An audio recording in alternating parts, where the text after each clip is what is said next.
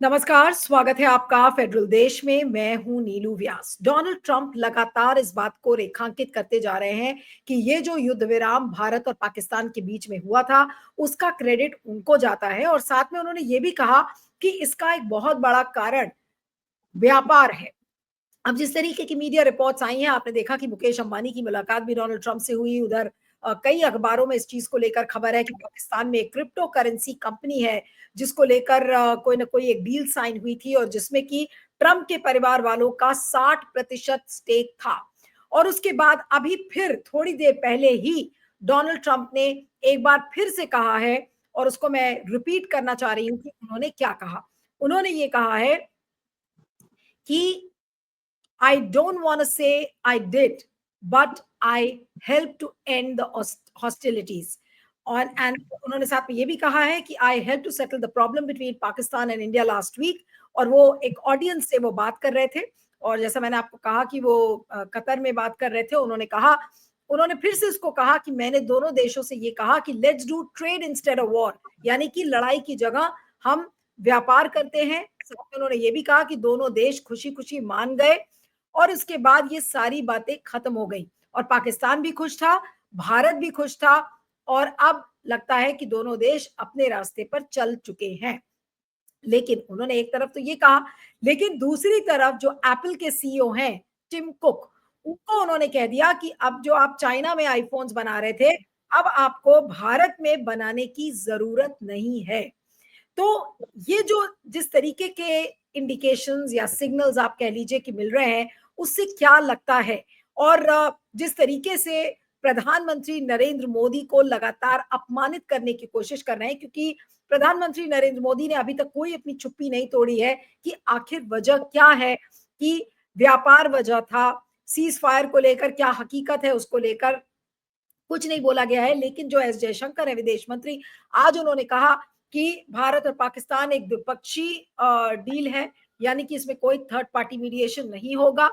साथ में उन्होंने ये भी कहा कि इंडस वाटर ट्रीटी जो है, सिंधु नदी का जो समझौता है, उसको हम सस्पेंड करके रखेंगे, अबेंस में रखेंगे। ये सारी बातें उन्होंने कही हैं। तो क्या वाकई में इस युद्ध विराम की जो असलियत है वो पता चल पाएगी, और टिम कुक को जिस तरीके के निर्देशन दिए गए हैं उससे क्या समझ में आ रहा है? इस समय हमारे साथ doctor Aftab Kamal Pasha, international affairs expert, हमारे साथ जुड़े हुए हैं। आपका स्वागत है sir, thank you so much for joining. ये जो इंडिकेशंस मिल रहे हैं, डोनाल्ड ट्रंप का बार बार ये कहना कि नहीं, मैंने तो ये कहा कि युद्ध मत करो और व्यापार करो, और इस पर दोनों देश राजी हो गए, इसका क्या मतलब है सर, जो अभी का हाल का जो स्टेटमेंट अभी आया है? देखिए, ये जो डोनाल्ड ट्रंप कुछ दिन पहले जो बताए कि मैं और हमारे secretary of state Marco Rubio मिलकर रात भर, और जेडी वांस भी मिलकर रात भर भारत और पाकिस्तान के लीडरों के बीच में बातचीत करके ये सीज फायर हमने इनको मनाया है। और उन्होंने पहले घोषणा की, अगर आप टाइमलाइन देखें तो सबसे पहले अमेरिका की सदर सोशल ट्रुथ में बताए, और उसके बाद मार्को रूबियो और जेडी वांस और भारत एक्सेप्ट कर लिया और पाकिस्तान ने भी एक्सेप्ट कर लिया। इसमें ये इतिहास को बदल नहीं सकते, चाहे अमेरिका या पाकिस्तान या भारत। ये तो फैक्ट बन के रहेगा कि इस दिन, इस मौके पे, इस टाइम पे किसने क्या कहा, क्या हुआ और जंगबंदी कब हुई।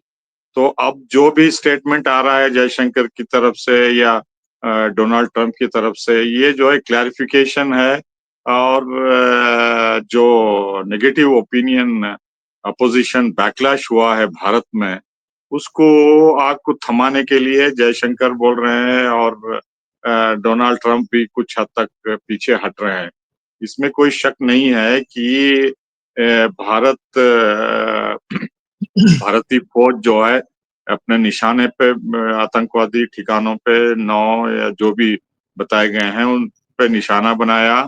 और इसमें महत्वपूर्ण अड्डे भी शामिल थे जो कि रावलपिंडी के करीब ट्रांसपोर्ट के नेटवर्क के जो सेंटर था उसको भी नुकसान पहुंचाया, और ब्रह्मोस मिसाइल से काफी एक्यूरेट हिट हुई है। और उनके एयर बेसेस और एयरपोर्ट से भी काफी नुकसान हुआ है।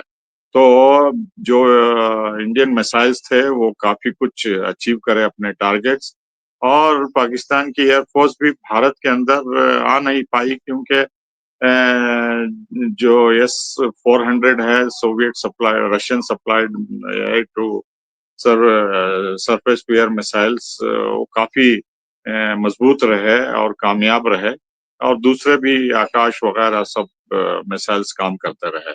तो इसमें कोई शक नहीं कि हम मिलिट्री एडवांटेज पे रहे, और पाकिस्तान को नुकसान काफी हुआ, और वो डर गए कि ये इतनी एयर डिफेंस के बावजूद भारत इतने बड़े पैमाने पे हमारे अड्डों पे, हवाई अड्डों पे और सिविलियन जो इंफ्रास्ट्रक्चर हम बोलते हैं टेररिज्म का, उसको भी निशाना बनाए बोल के उनको काफी नुकसान लगातार हो रहा था।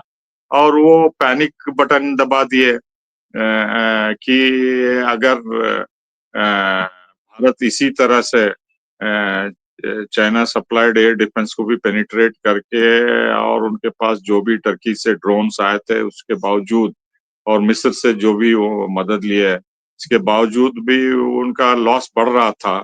तो उनको डर हो गया कि अब उनकी रजीम सिक्योरिटी खतरे में है। तो अ, मुझे अभी तक पता नहीं कि वो न्यूक्लियर बटन दबाना चाहते थे, या न्यू दिल्ली के तरफ या 18 ठिकानों पे जो बताए जाते हैं कि उनके न्यूक्लियर मिसाइल्स तैनात है, उसको निशाना बनाने की तैयारी कर रहे थे। ये किसी को भी पता नहीं अभी तक, और शायद बहुत देर तक किसी को भी मालूम नहीं होगा।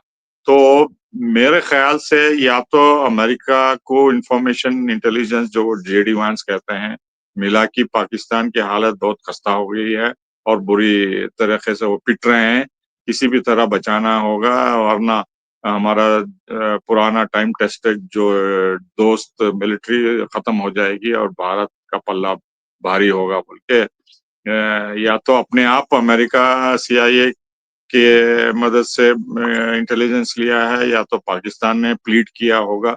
तो इन सब मुद्दों को लेके अमेरिका मदाखलत किया, इंटरवीन किया और सीज फायर घोषणा की, हम एक्सेप्ट कर लिए। तो जब ये एक्सेप्ट हुआ तो नरेंद्र मोदी की सरकार जो है एक्सपोज हो गई कि आप कश्मीर के मामले में अमेरिका के दबाव में आके सीज फायर क्यों एक्सेप्ट करे। अपोजिशन पार्टीज, सिविल ग्रुप्स और जनता सब चौंक गए, हमारे दोस्त भी चौंक गए, रूस भी स्टेट ऑफ शॉक में है, और पूरे ग्लोबल साउथ में जो हम ढंढोरा पीट रहे थे कि बायलैटरल नेगोशिएशंस करेंगे और वगैरह वगैरह बोल के, तो हम पूरा अबैंडन करके ओवरनाइट अमेरिका के तसल्लुत या इन्फ्लुएंस में आ गए।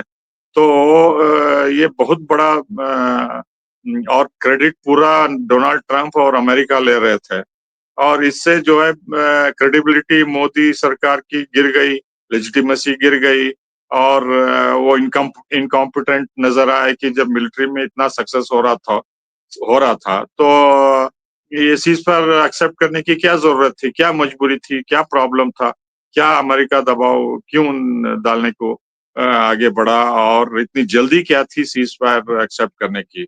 ये सब बहुत कठिन सवाल हैं, ये बहुत चैलेंजेस हैं, और जो लोकप्रियता हमारे प्रधानमंत्री बनाए थे उसमें काफी लूप होल्स आ गए ये सीज फायर के बाद। और इतना बड़ा चढ़ा के ऑपरेशन सिंदूर को हाईलाइट किया जा रहा था, तो ये अचानक सीज फायर के मजबूरी से क्यों एक्सेप्ट करना पड़ा बोल के। तो इसी मद्देनजर डोनाल्ड ट्रंप को भी संदेश गया, तो उन्होंने उनका इमीडिएट रेस्पॉन्स ये था कि हम ट्रेड चाहते हैं, हम न्यूक्लियर वॉर को प्रिवेंट कर रहे हैं, और दोनों देशों के बीच हम सुलह सफाई कर रहे हैं, और कश्मीर के मुद्दे को सॉल्व करने के लिए न्यूट्रल जगह पे बातचीत करवाएंगे और दोस्ती बढ़ाएंगे। और उन्होंने ये भी कहा कि भारत 100% टैरिफ हटाने की बात मान गया है, और अब भारत से तिजारत करेंगे, ट्रेड बढ़ाएंगे बोल के।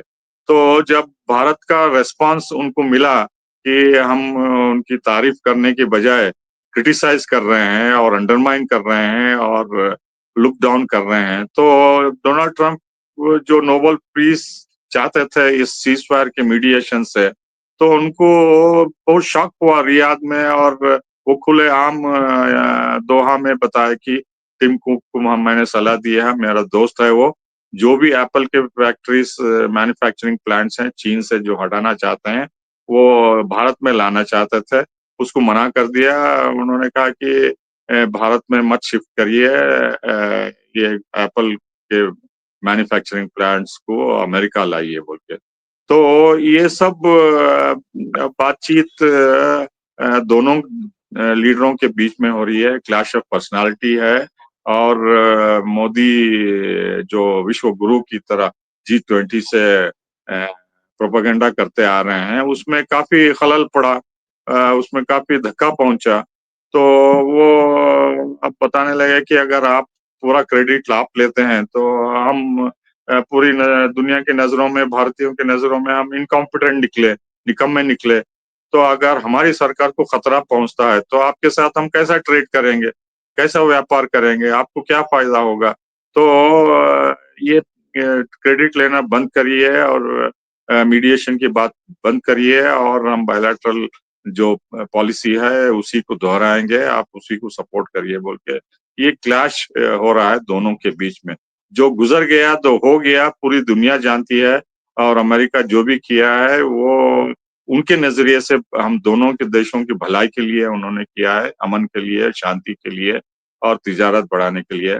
जैसा कि आप जानती हैं, डोनाल्ड ट्रंप कैंपेन के दौरान भी जुलाई से पिछले साल सिर्फ ट्रेड और टैरिफ की बात करते आ रहे हैं, और जो खसारा हुआ है बैलेंस ऑफ ट्रेड में, और जो जो जो नुकसान हुआ है अमेरिका को, बार बार कहते आ रहे हैं कि पूरे दुनिया के देश अमेरिका को एक्सपोर्ट करके फायदा उठा रहे हैं, और इसको बराबर करना है, खासतौर पे चीन को लेके टैरिफ, और उसके साथ कनाडा, मेक्सिको, यूरोपियन देशों को सभी साथ मिला के। तो कुल मिला के ये मैं कहना चाहता हूँ कि मोदी सरकार काफी प्रेशर में आ गई, और जो पार्लियामेंट की स्पेशल सेशन बुलाने की जो डिमांड बढ़ गई है ग्रास रूट्स पे, और पूरे भारत में जो है लोग शॉक में हैं कि इतना बड़ा महान देश जो मोदी सरकार को मॉस्को से लेके साउथ अफ्रीका और अमेरिका से लेके फिजी, जापान, सऊदी अरेबिया में सब महान लीडर दुनिया के विश्व गुरु हैं बोल के मेडल पे मेडल मॉरिशस सब जगह दे रहे हैं। तो अब ये अमेरिका के दबाव में आके घुटने क्यों टेक दिए अमेरिका के सामने, और हमारे दुश्मन के सामने इतनी महान जीत हो रही, तो जल्दबाजी में सीज फायर क्यों एक्सेप्ट करे। तो मोदी सरकार की नाक कट गई और क्रेडिबिलिटी को बहुत बड़ा धक्का पहुंचा। तो ये अब डैमेज कंट्रोल के मोड में है, इससे कुछ फायदा होने वाला नहीं है। अमेरिका का दबाव दोबारा लगेगा, और इस पे दोबारा गोइंग बैक नहीं है। मेरे ख्याल से नहीं, लेकिन जो जैसा नुकसान आपने हुआ कहा है कि वो इस हुआ है। पर नहीं, आपने जैसे कहा कि इस पर कोई दोबारा गोइंग बैक नहीं है। इस समय हमारे साथ प्रोफेसर मोहसिन रजा खान, जो कि जिंदल यूनिवर्सिटी से इंटरनेशनल अफेयर्स एक्सपर्ट है। मोहसिन, आपका स्वागत है। और क्या वाकई में मोदी सरकार, ये जो अंग्रेजी में एक शब्द है MESS, मेस, जिस मेस में सरकार इस समय दिख रही है, या फिर ऐसा लग रहा है कि बहुत ही एक अनिश्चित सी स्थिति पैदा हो गई है इस युद्ध विराम के बाद, अब क्या मोदी सरकार इस चीज से उभर पाएगी? क्या हमारी सरकार दो टूक डोनाल्ड ट्रंप को बोल पाएगी कि भाई आप ये क्या कर रहे हैं? और जिस तरीके से आज टिम कुक को भी उन्होंने कह दिया कि आपको भारत में आईफोन्स उत्पादन उसके करने की जरूरत नहीं है, तो इसका मतलब तो ये दिख रहा है कि डोनाल्ड ट्रंप अब जैसे जैसे और समय बीत रहा है, वो वैसे वैसे और ज्यादा अपमान हमारी भारत सरकार का करते जा रहे हैं। बिल्कुल सही कहा नीलू जी आपने। हम जो है वो अंग्रेजी में कहते हैं हम we are at the horns of a dilemma. हम एक पहाड़ी है एक तरफ और एक तरफ एक शेर है दूसरी तरफ। समझ में नहीं आ रहा किस तरफ जाएं, क्योंकि आप देखिए एक तरफ से तो ये है कि हम एप्पल को खो सकते हैं, और एप्पल को खोने का मतलब है नौकरियां खोना। और हम एक डेवलपिंग कंट्री हैं, हम एक प्रगतिशील कंट्री हैं, हम अभी अमीर कंट्री हैं, हमारे लिए नौकरियाँ ज़रूरी हैं, हमारे लिए, हमारी प्रगति के लिए इंडिया ग्रोथ स्टोरी जिसे कहते हैं, उसके लिए बहुत ज़रूरी है। पाकिस्तान तो वैसे ही अच्छा नहीं कर रहा, तो हम उसके लेवल पे तो नहीं आना चाहते ना। तो दूसरी तरफ हमारी प्रॉब्लम ये है कि वरना हम सारा क्रेडिट ट्रम्प साहब को दे दें और हम एक तरह के अमेरिका के पिट्ठू बन जाएं, जो अमेरिका के कहने पे खड़े हों और बैठे हैं, जब अमेरिका ताली बजाए तो हम भागे हुए आए। तो अब इन दोनों के बीच में चॉइस है। अब हम क्या चूज करेंगे ये देखना है, पर ये दर्शाता है कि हमारी फॉरेन पॉलिसी किस स्थिति में पहुंच गई है। मतलब हम एक तरह से हर तरह से घिर गए हैं। जो वो कह रहे थे कि जयशंकर जो थे वो आंखें दिखाते थे लोगों को, वो गलत था। वो इतना ज्यादा, जिसे अंग्रेजी में कहें घमंड या एरोगेंस या जो भी आप कहना चाहें, क्योंकि आप लोगों को अपना दुश्मन बना रहे थे उससे। आप लोगों में नफरत पैदा कर रहे थे अपने प्रति, कि भैया अभी तो ये उठना शुरू हुए हैं, अभी से ये इतने घमंडी हो गए तो बाद में क्या करेंगे लोगों का हाल। तो ये कोई अच्छा बर्ताव नहीं था, ये कोई डिप्लोमेसी नहीं कहेंगे इसको। इसको डिप्लोमेट तो उसको कहते हैं जो पोलाइटली, बुरी चीज भी पोलाइटली बोले। हम तो यहाँ कुछ था नहीं अभी तक, और हम यूं आंखें दिखा रहे थे और गुर्रा रहे थे। तो अब उसकी वजह से जो है वो हमारी दुश्मन बन गए सब लोग, चाहे वो मालदीव्स में हो। और चाइना हर जगह मौका उठाना चाह रहा है, मौके का फायदा उठाना चाह रहा है। तो चाहे वो बांग्लादेश में हो, हमें वहां से निकाल फेंका। और हमने पहले तो हमारी गलती थी, हम शेख हसीना को सपोर्ट करते रहे, हालांकि सारे इंटरनेशनल लोग कह रहे थे कि ये रिग कर रही हैं इलेक्शन। वहां के लोग कह रहे थे, हजारों लोग टॉर्चर हुए वहां पे उनके प्रिजन्स में, हजारों लोग एग्जीक्यूट हो गए एक्स्ट्रा जुडिशियल किलिंग्स में। एंड में लोग सड़क पे आ गए, उनमें भी 1,500 आदमी मार दिए, अब न्यूयॉर्क टाइम्स बता रहा है। तो हम उनके इलेक्शन पे, इलेक्शन रिग्ड इलेक्शन हम सर्टिफाई करते थे, अपने आदमी भेजते थे वहां पे जो सर्टिफाई करते थे उनकी डेमोक्रेसी को, जो बिल्कुल तानाशाही बन चुकी थी। तो अब वहां से भी हमारा हो गया है खत्म, क्योंकि उन्होंने हिंदुस्तान के जो पॉलिटिकल पार्टी जो हमसे सिंपैथेटिक थी, अवामी लीग, और उसको भी बैन कर दिया है। आप देख लीजिए, चाइना से तो है ही हमारे रिलेशनशिप अजीब से। व्यापार तो हम करते हैं पर वो हमारी जमीन पे भी काबिज है। भूटान और नेपाल भी 50-50 हो गए हैं, क्योंकि चाइना का इतना प्रेशर है। लग रहा है चाइना शायद बांग्लादेश में भी बेस खोलने की फिराक में। श्रीलंका में तो है ही उनका हम्बन टोटा। मालदीव्स में भी उनका बहुत जोर है। तो वो भी हमारे और उनके बीच में तनाव है। पाकिस्तान से तो पहले से ही खराब थे ताल्लुकात। तो अब हर तरफ से हम गिरते जा रहे हैं। अब ये बचा था हमारे पास एक आखिरी, जिस ट्रम्प कार्ड जिसे हम कह सकते थे, अमेरिका के साथ हमारी संबंध और रिलेशनशिप अच्छी थी, पर अब वो भी खटाई में जाती हुई दिख रही है। तो अब सरकार जो है वो या तो कुछ इसका मोहसिन, फैसला। आपको लगता है मोहसिन कि किसी भी तरीके से ये संबंध अब सुधर सकते हैं? क्योंकि जिस तरीके से और जिस ट्रैजेक्टरी पर इस समय भारत और अमेरिका के संबंध जा रहे हैं, क्या कोई पैचिंग अप, कोई भी तरीके का एक रैप्रोचमेंट जिसको कहते ये हैं, हो वो सकता है, ये नजर ये हो आता है? ये हो सकता है, अगर तो मोदी जी लोगों को अकाउंटेबल करें, पहले अपने आप को भी, फिर जैसे जयशंकर हैं, अमित शाह हैं, जो लोग अकाउंटेबल हैं और उन पॉलिसीज के लिए, उनकी जवाबदेही देही हो, वो पार्लियामेंट में जाएं, जवाब दें। अगर नहीं कर सकते तो फिर उनको फायर किया जाए कि आपने जो इस तरह की नीति बनाई थी, नहीं, कूटनीति। लेकिन हम्म, डॉन ये नहीं, आफ्ताब कमल पाशा जी आई थिंक अपना सिर हिला रहे हैं। I think he doesn't agree with you.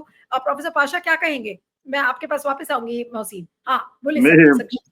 Professor Mohsin साहब बहुत ही उम्मीदवार है, ऑप्टिमिस्टिक है। मैं उनकी सराहना करता हूं, लेकिन जो हालात में मोदी और उनकी सरकार फंसे हैं, अगर आप 10-11 साल का उनका रिकॉर्ड देखें तो वो पीछे हटने वाले नहीं हैं, उनकी गलती को मानने वाले नहीं हैं, और वो लगातार झूठ को कवर करते रहेंगे। पार्लियामेंट में ना आंसर देंगे, ना किसी को बताएंगे कि ये क्या मजबूरी से चीज पर एक्सेप्ट करे, वगैरह वगैरह बोल के। मेरा सिंपल ये कहना है कि ये वापस मोदी सरकार नहीं जा सकती, और मेरा मानना ये भी है कि अमेरिका का प्रेशर, दबाव बढ़ता जाएगा, और उनके पास ऐसी बागडोरें हैं जिसको वो इस्तेमाल करेंगे मोदी सरकार के खिलाफ। आपको मैं दूसरे कार्यक्रम में बताया हूँ, चाहे वो कांग्रेशनल रिपोर्ट हो या रॉ का खालिस्तान इश्यू हो या नेबरिंग इश्यू लेके जो बांग्लादेश में हुआ है, कितने हमारे रॉ एजेंट्स वहां पकड़े गए हैं वगैरह वगैरह, और पाकिस्तान के जरिए और कश्मीर में क्या करा सकते हैं। देखिए बहुत सारे CIA, मोसाद ये सब मिलके इंफॉर्मेशन इकट्ठा कर रहे हैं, जो कि हम जाल में बहुत बुरी तरीके से अमेरिका की जाल में फंस गए हैं। और मोदी सरकार जल्दबाजी में, मोदी जाके फरवरी में पूरे कार्ड्स जो है व्हाइट हाउस में निछावर कर दिए हैं, और जयशंकर की और अजीत दोवल की बातों में आके मोदी जो है इतनी बुरी तरीके से फंस गए हैं कि अब अमेरिका के शिकंजे से निकलना बहुत मुश्किल है, बहुत मुश्किल है।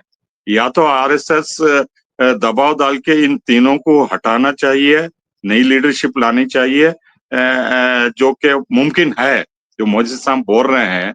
अगर ये नहीं इस्तीफा देते तीनों, जयशंकर और डिफेंस मिनिस्टर और प्रधानमंत्री, तो जो हमारी इंडिपेंडेंस है, स्ट्रेटेजिक ऑटोनॉमी है, वो खत्म, मलियामीट हो जाएगी और देश बहुत बड़ी कीमत अदा करने जा रहा है, क्योंकि हम बुरी तरीके से फंस गए हैं और इससे निकलना हम खुद ठीक है। प्रयास कर सकते हैं। जी जी, हाँ, मोहसिन बोलिए, आप अपनी बात को खत्म करिए, उसके बाद फिर कार्यक्रम खत्म करेंगे। हाँ, बोलिए। नहीं, मेरा कहना है, देखिए, ये हमारे लिए, हमारे सारे संबंधों में हमारा सबसे इम्पोर्टेंट संबंध जो है वो अमेरिका के साथ है। अगर ये खराब हो गया तो मामला डामाडोल हो जाएगा, क्योंकि हमारे दुश्मन ने हमें घेर लिया है। आपने देखा कि ये जो हमारा क्राइसिस हुआ पाकिस्तान के साथ, उसमें भी ऐसा लगा जैसे पाकिस्तान और चीन ने मिलके हमें एम्बुश किया है। पाकिस्तान के जो हथियार थे, पाकिस्तान की जो इंटेलिजेंस थी, सैटेलाइट, इलेक्ट्रॉनिक वॉरफेयर, वो सब चाइना से आ रहा था। ये यूँ समझ लीजिए कि हाथ पाकिस्तान का था, पर वो चला था चाइना की बंदूक। बंदूक चाइना की थी उसके हाथ में, और ट्रिगर जो था उंगली पे हाथ पाकिस्तान का था। तो अगर ऐसे हालात में हम घिर चुके, तो हमें भी तो कोई साथी चाहिए ना। हमारे साथ तो कोई खड़ा ही नहीं हुआ। इस पूरे क्राइसिस में पाकिस्तान के साथ 2 मुल्क खड़े हुए, क्लोजली 3 बल्कि मैं कहूंगा। तुर्की भी खड़ा हुआ, चीन भी खड़ा हुआ पूरे समर्थन के साथ, और एक आध छोटे मोटे मुल्क अजरबैजान भी। हमारे साथ तो एक भी नहीं खड़ा हुआ, उस सब ने न्यूट्रल पोजीशन ले ली। तो क्या कहेंगे आप, ये विदेश नीति क्या रही जयशंकर साहब की? क्या विदेश नीति रही मोदी जी की? क्या वो झप्पी मारते थे लोगों को? क्या वो उनके साथ झूला झूलते थे लोगों के साथ? वो हजारों करोड़ रुपया खर्च कर दिया उन्होंने, यहाँ से वहां प्लेन में उड़ते हुए पब्लिक का। पर उसका नतीजा क्या निकला? एक मुल्क जो समय आया, हालांकि टेररिस्ट हमला हमारे ऊपर हुआ, उग्रवादी हमला हमारे ऊपर हुआ, फिर भी एक भी मुल्क हमारे साथ खड़ा नहीं था। वो सब यही कह रहे थे कि भैया संभाल के, भैया आप दोनों सलाह कर लो। तो ये मैं कहना चाह रहा हूँ कि ये फेल्ड विदेश पॉलिसी जो है, या तो मोदी जी या जयशंकर जी, कोई तो उसका जवाबदेही हो। नहीं, तो अंत में आपसे बस एक ही सवाल है मोहसिन, कि क्या मोदी जी इस अजीब सी जो एक मकड़ जाल जिसको कहते हैं, कि जिसमें हमारी सरकार या हमारा देश फंसता हुआ नजर आ रहा है, हम इससे निकलेंगे कैसे? क्या हम और ज्यादा सरेंडर की तरफ हम आगे बढ़ रहे हैं, कि हम और सरेंडर करते जाएंगे, क्योंकि दबाव बढ़ता जा रहा है डोनाल्ड ट्रंप का, और हर एंगल से वो दबाव इसको बनाने के लिए कोशिश कर रहे हैं? तो क्या हम सरेंडरिंग मोड में जाएंगे, या वाकई में हम अब थोड़ा सा मरहम पट्टी करके, या जिसको आप डैमेज कंट्रोल कहते हैं, वो करके किसी ना किसी तरीके से वापस भारत की उस स्थिति को हम लाने की कोशिश करेंगे? जी। मुझे तो और सरेंडर की तरफ जाता है दिख रहा है, और ये जो गोदी मीडिया है ये उसको दिखाएगा जीत की तरह। हर दफा जब हमने कोई गलती की है, गोदी मीडिया ने खूब चिल्लाए हैं, खड़े होके चीखे हैं, ऐसे जैसे कि उनकी आवाजों से बम गिर जाएंगे हमारे दुश्मनों पे। तो अब तुर्की पे ऐसी चिल्ला रहे हैं, पहले बांग्लादेश पे ऐसी चिल्ला रहे थे, मालदीव के कैंसिल कर रहे थे रिजर्वेशन, कुछ हुआ नहीं, मालदीव को कोई फर्क नहीं पड़ा, ना तुर्की को पड़ने वाला। आधे % भी नहीं है इंडियन जो जाते, मतलब टूरिस्ट जो जाते हैं टर्की में, उसके आधे से भी कम % है इंडियन। मतलब 99.5% तो है ही नहीं इंडियन, तो फिर उनको क्या फर्क पड़ने वाला है? तो आप ये समझिए कि मुझे नहीं लग रहा है कि इसमें कोई सुझाव होने वाला है, बल्कि हम बदतरी की तरफ जा रहे हैं। पर गोदी मीडिया इसको फिर स्पिन कर देगा, इसको ऐसे दिखाएगा जैसे हमने बहुत कोई बड़ा काम किया है, फिर से हमने कोई जीत हासिल की है। तो मुझे लग रहा है कि चाहे कितने भी बुरे होते जाएं हालात, गोदी मीडिया इसको स्पिन करता रहेगा। Sorry, I still can't understand you. Please make sure there is no background noise and try again. Sorry. तो ये लग रहा है। चलिए, तो देखना होगा कि चीजें कैसे आगे अनफोल्ड करती हैं, लेकिन एक बहुत ही अजीब सी स्थिति खड़ी हो गई है। आपका बहुत बहुत शुक्रिया Mohsin, thank you so much for joining.